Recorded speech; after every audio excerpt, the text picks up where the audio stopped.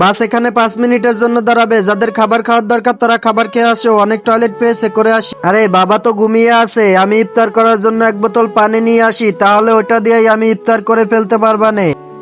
গাড়ি থেকে নেমে পড়ি, ওই তো একটা দোকান, ওইখান থেকে 1 বোতল পানি নিয়ে আসি। ভাইয়া আমাকে 1 বোতল পানি দাও না, এই নাও পানি।